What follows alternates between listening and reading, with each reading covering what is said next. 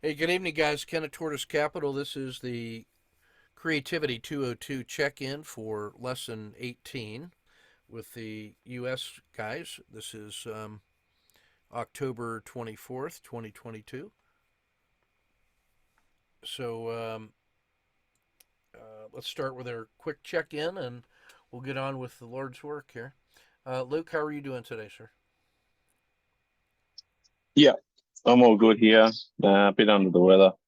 I've noticed that there's a lot of background noise. So I'll just finish my coffee and then I'll move somewhere else and do my check-in. I'll do my talk after that. Sounds good, brother. Dan, what's going on? Oh, I had a pretty good day. Um, cooked cooked a good meal for us, and uh, enjoyed eating it. And I noticed that my kitchen clock was 5 minutes slow. I noticed that for the second time. I'm going to have to fix it because it's making me late to stuff. But yeah, everything's good. And we were talking about putting those daily reports and podcasts up, and I just want to say how much I appreciate, being able to access that. It's part of my routine. I look at it every day that I can. Well, I mean, it has a certain power all of its own, a certain ritual nature to it that's probably a good thing to get into. It keeps me grounded.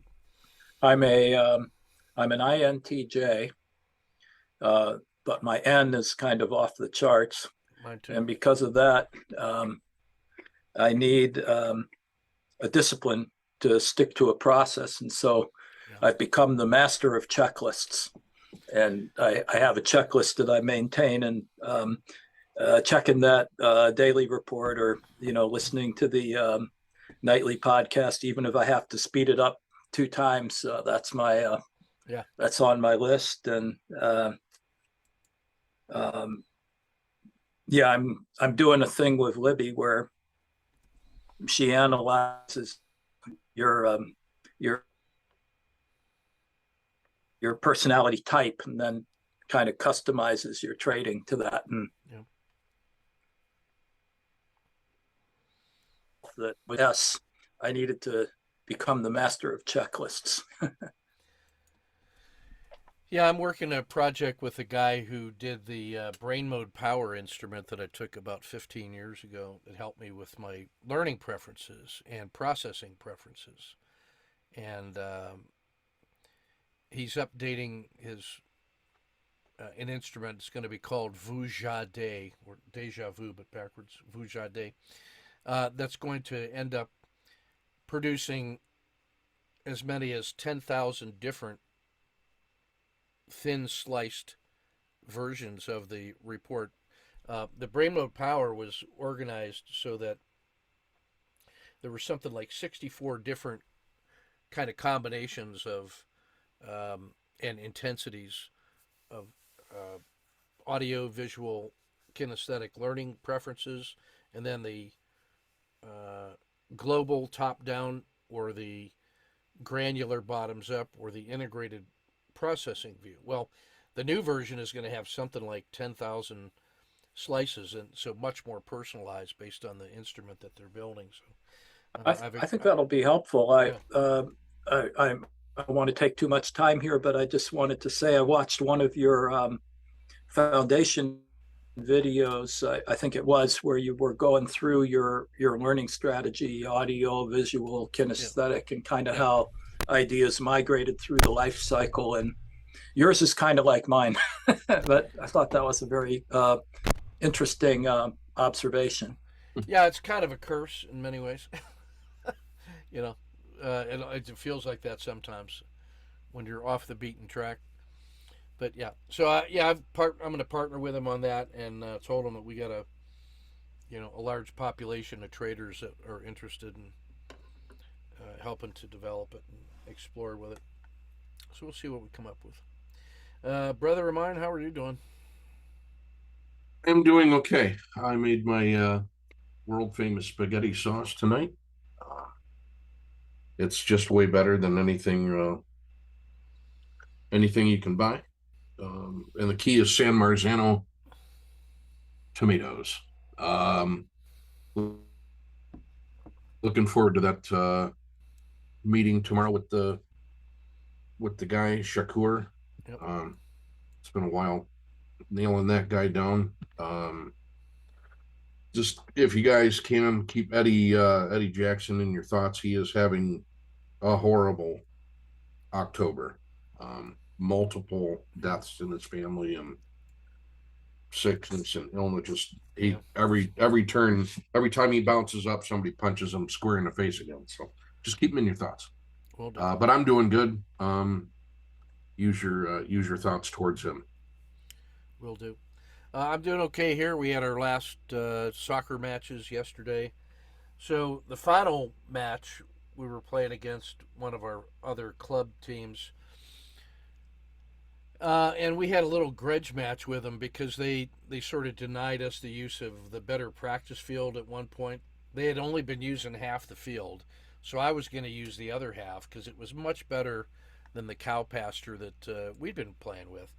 So I set up my whole field for our little scrimmage, and they says, "Oh, I need to use the whole field." So it's like I got to tear it down and hurry up to set it up elsewhere. And then when I'm halfway done tearing it down, he says, "Oh no, you don't have to do that."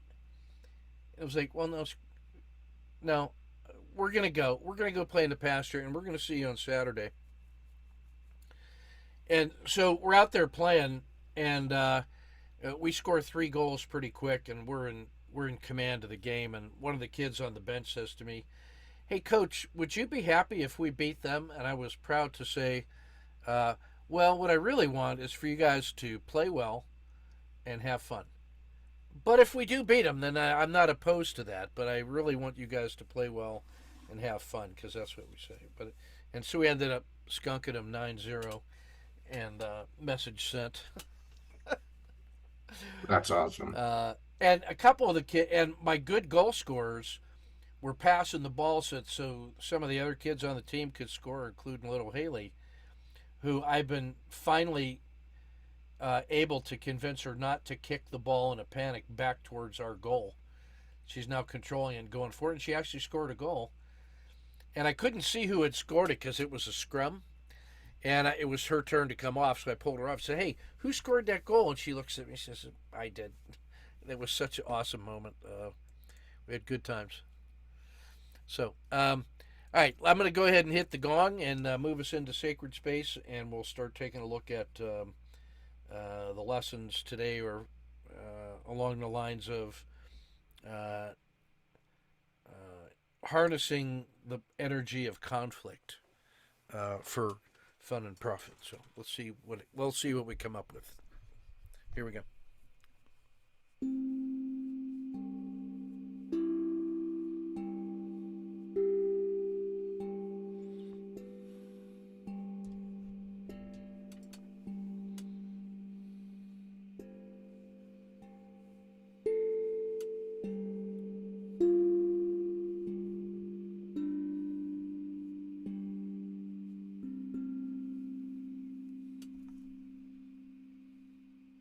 Luke.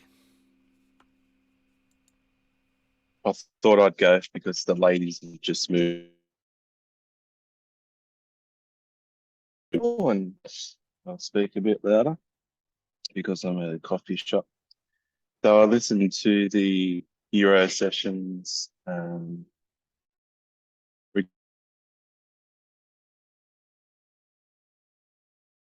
read the lesson, uh,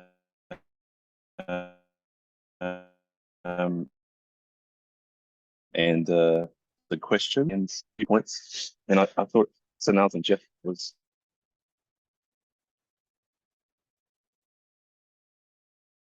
versus the manager. And then adding on to that, the no lose plus dinner for 2 proposition as well, which I constantly fail to put into my trading. And it drew me to a trade that was unfolding yesterday. Me and another trader, we traded the 5-minute Aussie. And because we've changed platforms and brokers, a lot of the features that are in this new platform, the market profile and the depth of market, it's sometimes easy to see a support and resistance on the market profile in the Australian dollar that we actually never saw before. And so that provides a bit of tension in that we might think this trade's going to break out and keep going. And then when we look at a different indicator with the market profile, we can actually fade that to come back to the mean, which is what Jeff was talking about yesterday. And that's what I got out from what Jeff was talking about. And then adding on to that, I really need to look into a bit more detail Kim Anderson's topic on the Anderson regression line stretch, because if that plays out quite well with a breakout and then fading back to the Bollinger Band mean and adding on those different indicators for when things might be hitting a support and resistance level, that might be a really good additional indicator to look at to see a turn of the tide. I think it was Tom Hardison who brought up someone I'd never heard of before, Annie Duke, about thinking in bets. And I was able to look at a YouTube video this morning about her talking about how she approached poker and risk management. And I thought that was really interesting. And I thank Tom for that, because as I said, I never heard of it before. And understanding game theory, now I know we've talked about game theory before, but bringing it back to the tension that you have with putting a risk on and working out, are you focusing on the system or are you focusing on psychology? So trying to get a balance between those different areas of trading. One of the questions was in the lesson, how would you explain kindly to the person who was framing those trades, who is a novice, who's just learning?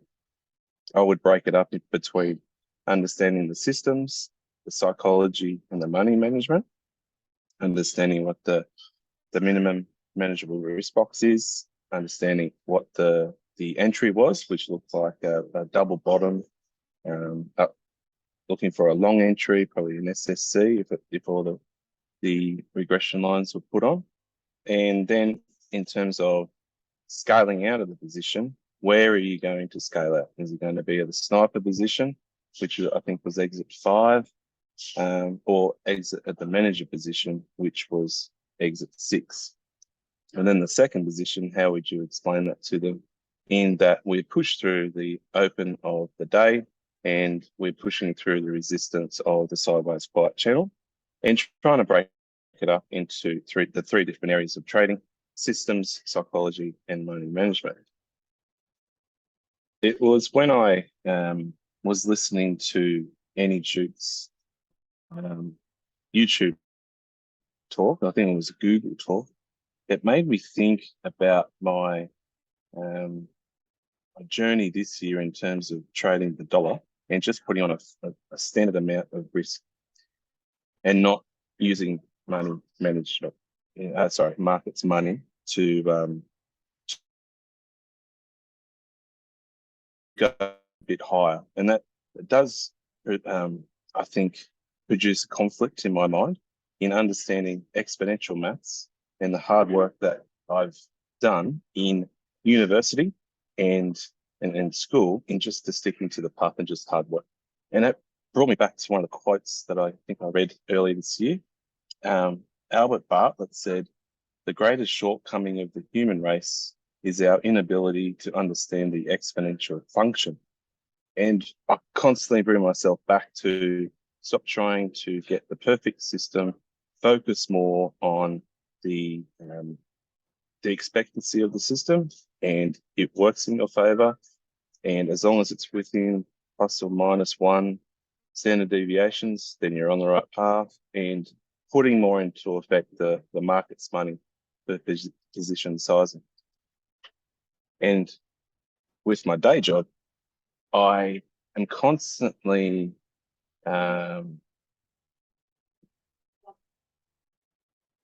with accounting. You do have different clients have different understanding of money, and their financial literacy is sometimes really high and sometimes really low. And a lot of the engineers who come to have their accounting done by myself, they will be very financially literate because normally they are they have a high level of education. But some of my friends are engineers, and I find that sometimes there's a conflict in wanting to be right and wanting to make money. And I get that from Chuck Whitman. I remember him saying that in his course, and trying to explain to my friends who are engineers and how I approach trading.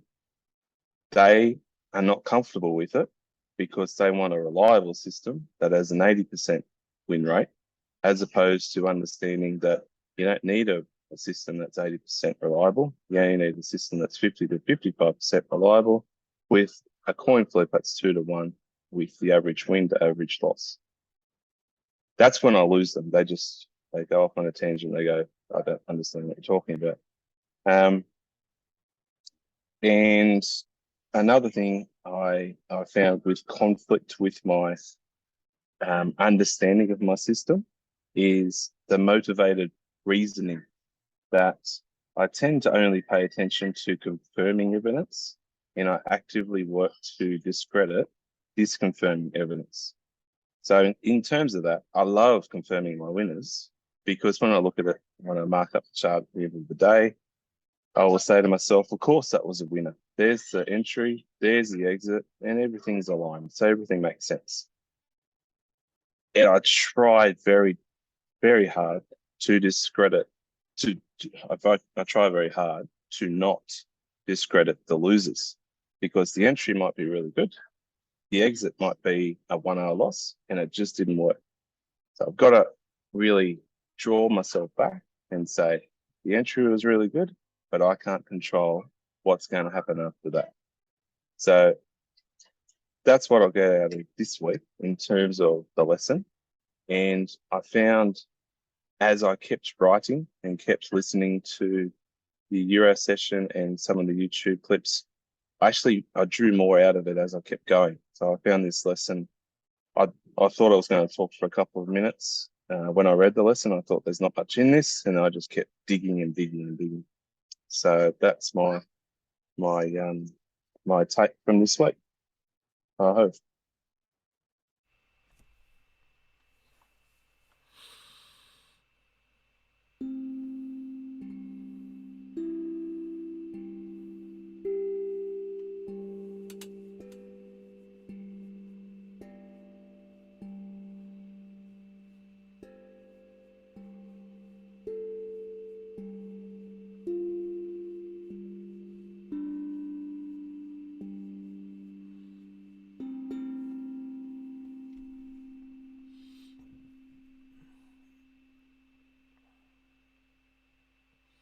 Dan.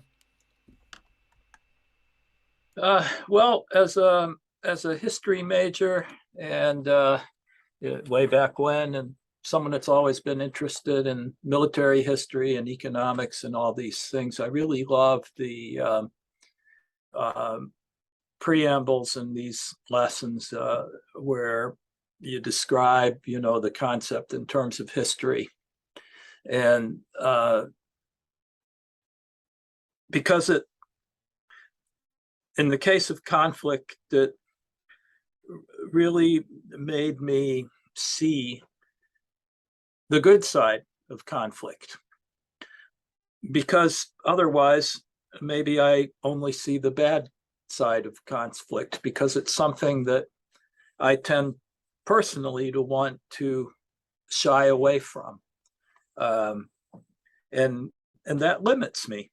As a writer, for example, I may be too shy of criticism, and so I don't post much on my personal blog. I have to think a lot about what I put out there.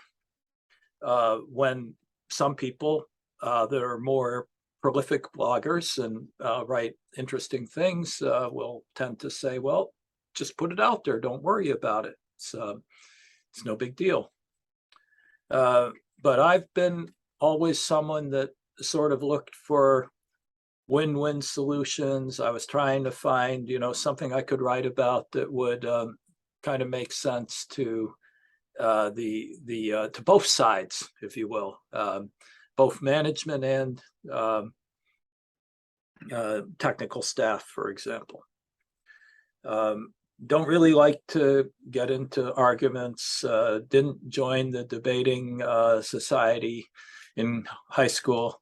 I was on a Discord channel with some friends from an offshoot of the Super Trader program, and one of the discussions got a little intense, and I comment, it sounds like you're really, really upset about this. And the other guy, Raj, just says, "Oh no, just healthy debate. That's all. It should be and why not? Why not?" And I can definitely see that the adversarial system in law and the competitive market dynamic, where companies compete for market share, brings out the best in us, much as the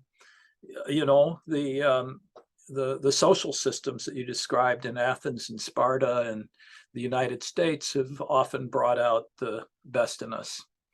And there was something also that you highlighted in I don't know if it's you, Ken, or Fletcher that writes these, but whichever, highlighted that competition or conflict was especially good when both sides kind of share the same core values or common values. And I think they were talking about a political system.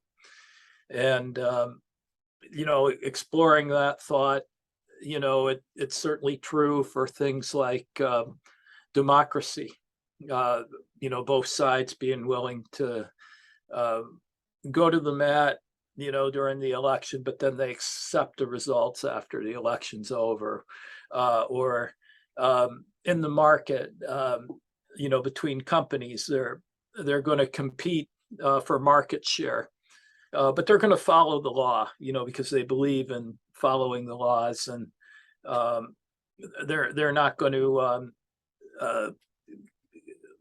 hire the mafia to go knock off the president of the other company or step outside the rules of the game.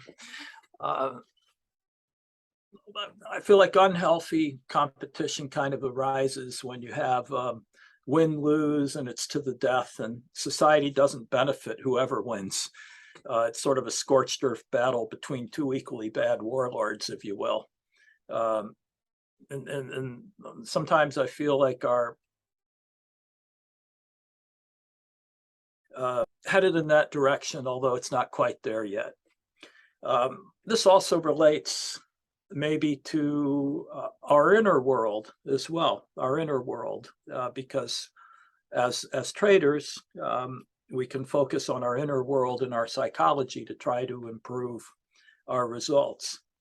So I was sort of thinking about, in my mind, what is a healthy conflict versus unhealthy conflict. And of course, in the Super Trader program, we learn about different personality parts that may be sabotaging you.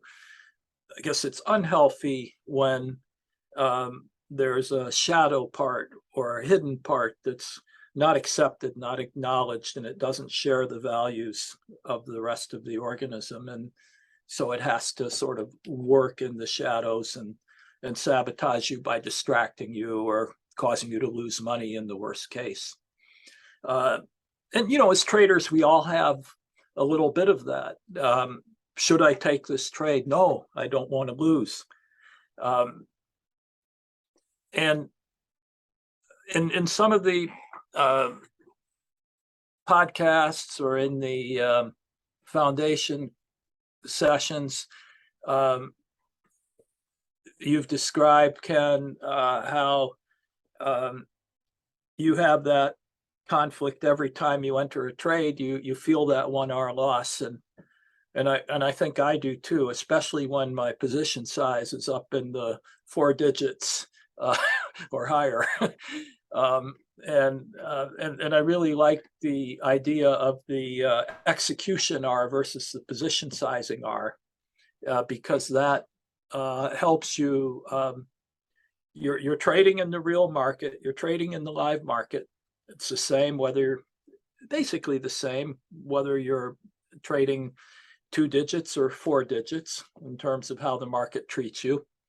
And yet your psychology is more curious. It's not so anxious. And you can kind of work on understanding the system and how it fits you and how to use it until you get to the point where you can raise that position size. It's like having training wheels on, but you can increase the size of those wheels as time goes on. So I really like that. I think I started doing that with my swing trades, of which I've had only a few so far, but it allows me to not worry about losing so much and just focus on the trade craft. And I think that's good. And I'll apply that, I think, to some intraday entries as well. Now, it may not be competition, but it's kind of like competition in the sense that, or like conflict in the sense that you have to consider opposing or different viewpoints. And in a lot of the prior exercises, we were sort of asked to turn it around and think about what it would be like if you were trading somebody else's system, or if you had to give a presentation to somebody else and get them to accept what you were saying or justify what you were saying to them. I really think that it can benefit me as a trader and as a creator, a writer, by doing more work on considering opposite viewpoints. Like asking what my coach would think, or what God would think, or what a colleague would think. You can kind of get virtual feedback from these people or from your inner guidance. If you just sort of bring them into your mind, you get feedback from them even when they're not there. Napoleon Hill wrote about how he used to do that in the book Think and Grow Rich, how he had a mastermind of major figures from history, and he would pose his problems to them, and he would hear what he thinks they would say to him in response to his problems. And I never really did that much of that, except as a writer.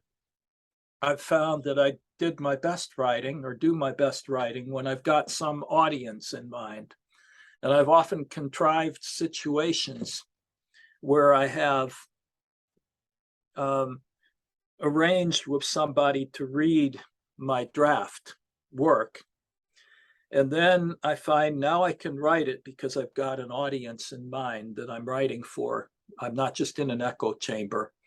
And it's not just an abstract audience. I'm writing this for the world. No, it's for my colleague, and I know he's going to ask me about certain things, and I selected him because I think those are the right questions to ask.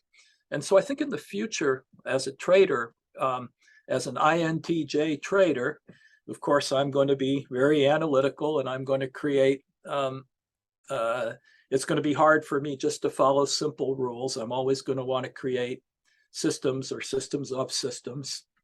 So I'm going to need feedback on those to make sure they make sense. And hopefully I can get it in advance rather than getting it from the market if it doesn't make sense. So to look for that from accountability partners and coaches, whether they're actual accountability partners and coaches, or whether they're just, I'm asking myself, what would Glenn say about that? Or what would Ken say about that, or what would Luke say about that, or Will or Bill say about that, and then I could maybe get some insight. And so really, this is kind of using that inner conflicting viewpoints to try and get feedback for your creativity and your improving results. Aho.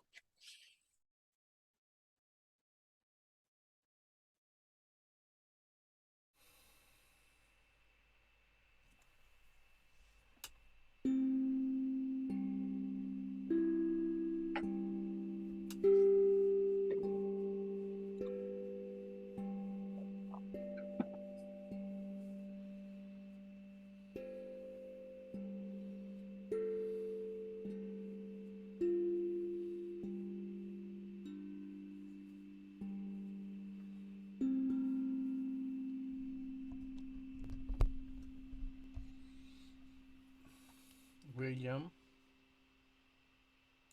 I had this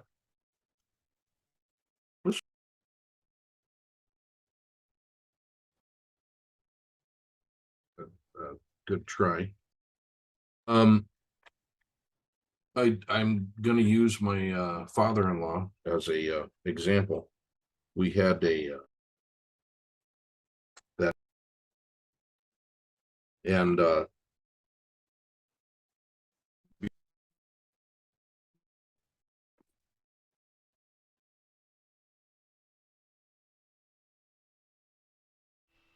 Hey, unmute. You bumped the mute button. I did. What would you hear last? Father-in-law. Okay. So had a did a flip house with my father-in-law, and his biggest contribution in that was he he had no problems offering an incredibly low price that the person took, because they were on their way out of this off of this rock, and didn't need a lot of money. So we set this person up at a older folks home, and she had all the money she needed for the rest of her life, as it turned out, but it was very, very low. And as we were going along, it was a good experience, I guess, but it nearly cost us our relationship, because he wanted to show me that he, he knew better, and we had to do it his way, because he's lost money on houses and things. And I'm not the most agreeable guy sometimes when I'm really passionate about something. And I said, I've never lost money on a house. And I've always more than doubled my money on flipping a house. And I think you might want to hear me out on these things. And one day we nearly came to blows in the driveway in front of our crew, which is a group of mutual friends on our golf league. And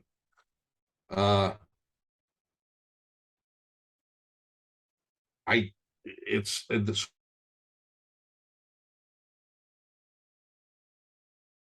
a bunch of conflict, and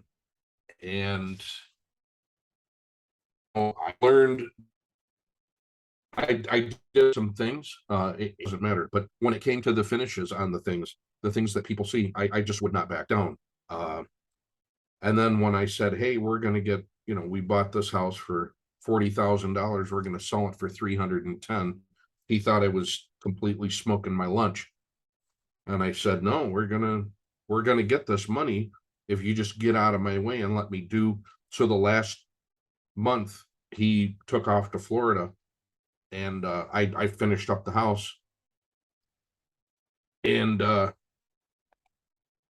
I kept talking to my best friend at the time. I kept saying, I just don't understand it. It's almost like he's rooting against me. And I guess at the end of the day, he was, because he rather than make us, what you should do with an investment is try to make as much money as possible.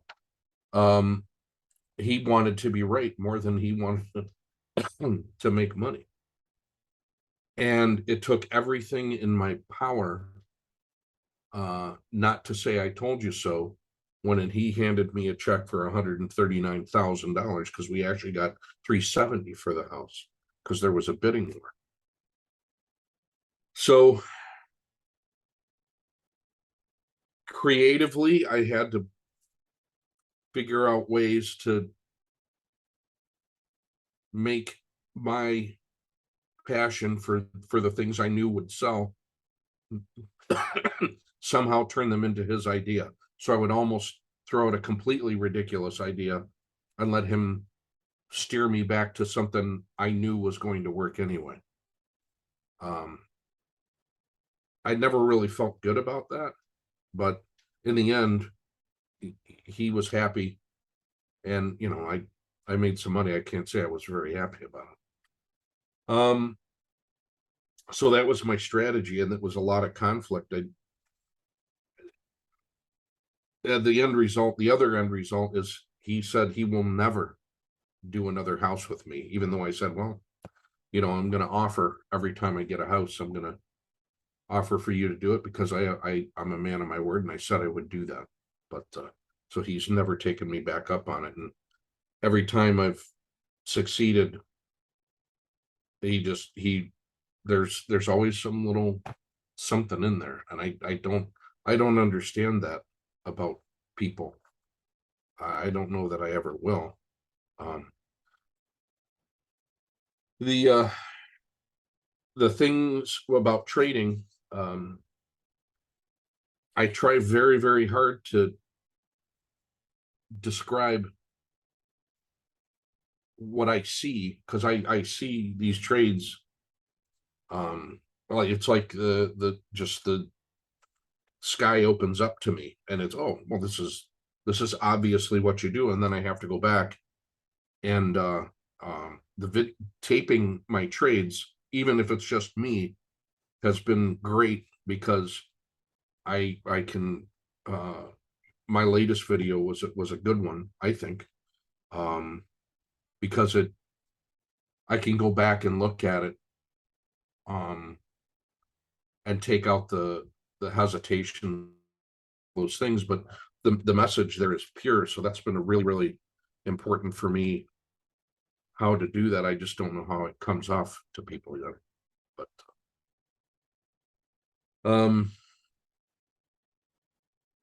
I think that's about it. I don't know if I did great on the exercise, but I tried.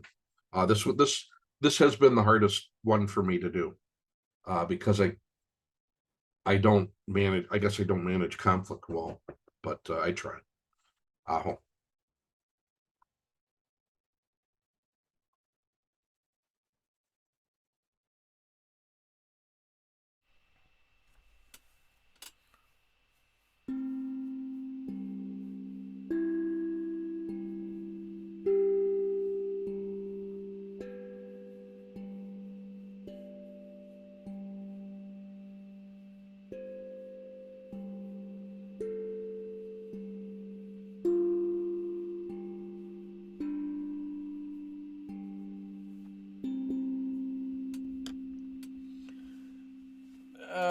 I spoke a little bit yesterday about some of the different structural tensions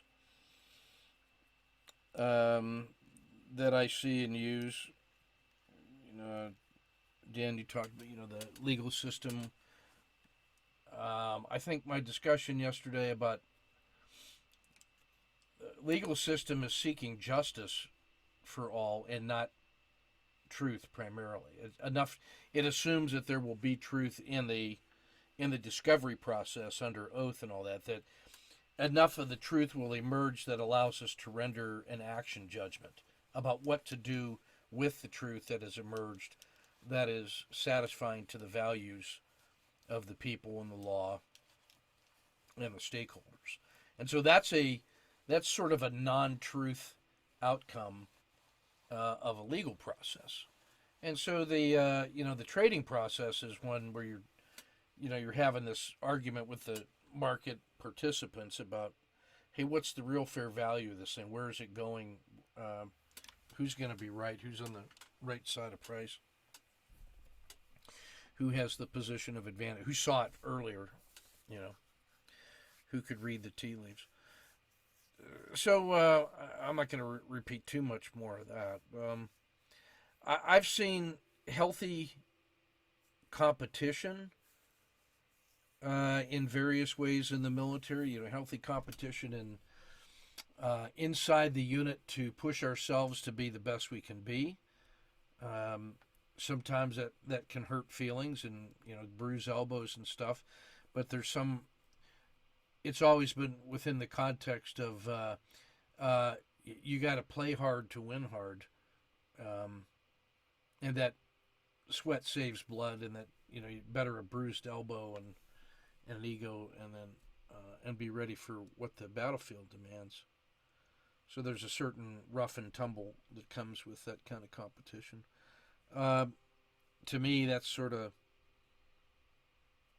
why I adopt that combat or grappling approach as a metaphor for the market, because that's how I see it. I used to have a lot of back and forth with Van on that. He says, you always see everything as combat and struggle and all that stuff. I said, yeah, well, you're saying that like that's not a way a person could look at the market in that way.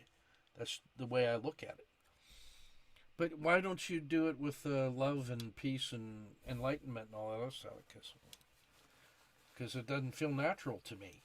That's not an outcome that I am seeking in the marketplace. Like, if I want peace, enlightenment, understanding, and mutual support, I'm not going to go to the market to find it. I'm going to go where those things naturally occur. So we just kind of agreed to disagree, by which I mean he kept lecturing at me, and I would just sort of accept his insight. Say, yeah, I can see your point. That's so it comes down to many cases to choosing the battles that you want to fight. There's all sorts of conflict available to me in our military college as we struggle with, making decisions on what to teach and how to teach it and how much rigor to put into the course versus how much self-expression and keeping an open mind and a sense of wonder. Is it a certification course? Is it a compliance course? Or is it something that's designed to prepare us to think about an uncertain future in novel and creative ways? That's the way I'm leaning towards it, although I do see the importance of balancing the technical and compliance-based skill set that the Army demands of the leaders that we produce, but also preserving some of that emotional freedom and courage to explore the unusual, which is where all value ends up coming from. New value creation. I like for our soccer teams. I mean, we play one-on-one dogfights all the time. For bragging rights and just the joy of competition to discover what we can do. We had a little scrimmage yesterday. It was me, 12-year-old Diego, who plays on a competitive team and is very skilled from Brazil, and his little sister, Livia, who didn't even want to come into the practice because she was so shy, but I started speaking to her in Spanish, and she was actually, they're from Spain, not Brazil. So that broke the ice, and then it was me, Diego, and little Livia against 5 other kids at various skill levels, mostly rec players. So it really was no competition, and we had it so that only Livia could score for us, and Diego and I would just play keep away from the other 5, and let Livia score. So there was a lot of learning and planning and talking back and forth between the kids as they were trying to figure out how to beat us with their superior numbers and play within their skill level. And so there's something about an intentional competition that I don't. It's related to conflict, but there's a essential difference in there somewhere that you can use competition to prepare you for conflict, but you always know the difference between training and live. Like I don't care how many live fire training exercises you've been on. When there's somebody on the other side shooting at you, you know the difference instantly, which is one of the concerns I've always had with trading simulators, especially for short-term trading, is that it doesn't put you in the right mindset unless you are somehow able to really persuade yourself that you're doing it for real. Unless there's skin in the game, I don't know if it's training the right things or if it's unpreparing us for the challenges of the real markets. So, for me, I see the marketplace definitely as a place of conflict of opinions with people putting their money where their mouth is and leveraging up their life and estates and everything, from the courage of their convictions, I suppose. And so, you know, there's so many different motivations and psychologies at play there that I'm never surprised when odd things happen. I try to say that. I mean, after the fact, I said, well, if I was surprised, it shouldn't have been. Hopefully, the statistical framework we use allows us to calibrate the degree of oddity or abnormality, and that the abnormality attracts other abnormality. That's where that conflict comes from. And I talked about that yesterday, where the Z3Ps resolve themselves when some guy just decides, I quit. And now it releases all that energy and off it goes to everyone's surprise. But we should learn to try to feel that tension in the marketplace as revealed by price action and whatnot. I guess and I mentioned this a little bit yesterday too. It's worth listening to. I think the best thing I ever did was working through the parts of the trading process and identifying who's on the job at any given moment. Is it the planner? Is it the architect? Is it the guy who enters? Is it the fireman? Is it the assistant manager? Is it the sniper manager? Is it the chief of staff? The account? Who's on the job, and what is the purpose of the next decision? What am I trying to do? And being very clear on what the next step always is. Hey, I'm in the trade. Good. Get out of the way. Fireman's in there to get me to no lose and keep me from turning this dumb trade into a disaster. And then the sense of relief as we hand it to a manager to just, okay, we survived contact with the enemy. Go ahead and go. So getting that sense of how much conflict there is, or what does the impending conflict feel like? To me, that's what that anticipation from the price ladder looks like when you're starting to lay out those levels of support and resistance, whether it's a turning point in the RL10 or a Z score extension, or an abnormal stretch of price or volatility. All of those things are really just ways of feeling the dynamic tension in the emotions that are running amok, and where are the breaking points, where's the turning points, where's the sudden action coming from. So that's how I try to feel for conflict. I thrive on the conflict in the market. That's what the search for a compound critical state is that moment of maximum tension where those guys are in that arm wrestling and they're just going to break. So to me, some of the best preparation for trading you can do is watching professional arm wrestling. Go watch John Brzezinski at 210 pounds going up against the 400-pound heavyweights and beating them.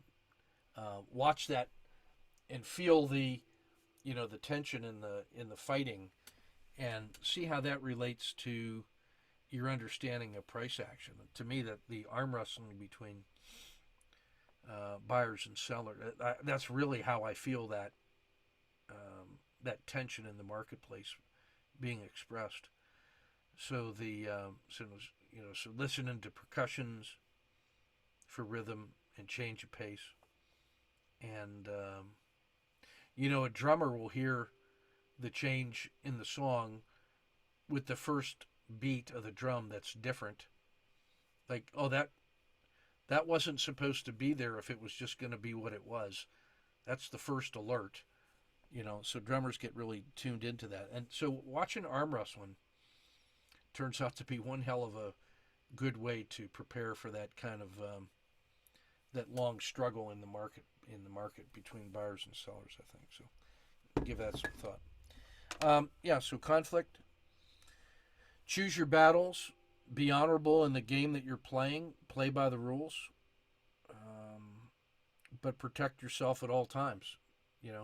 Marcus of Queensberry rule, but protect yourself at all times is the first rule. Is watch out. you know, always good advice.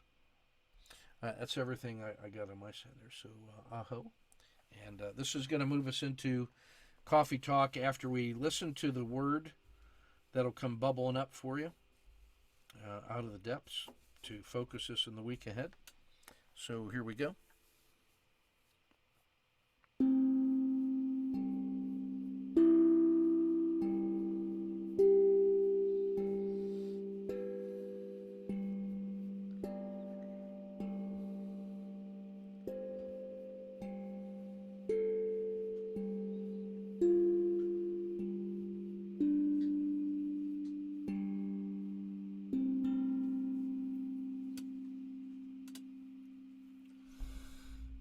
Dan, what's your word?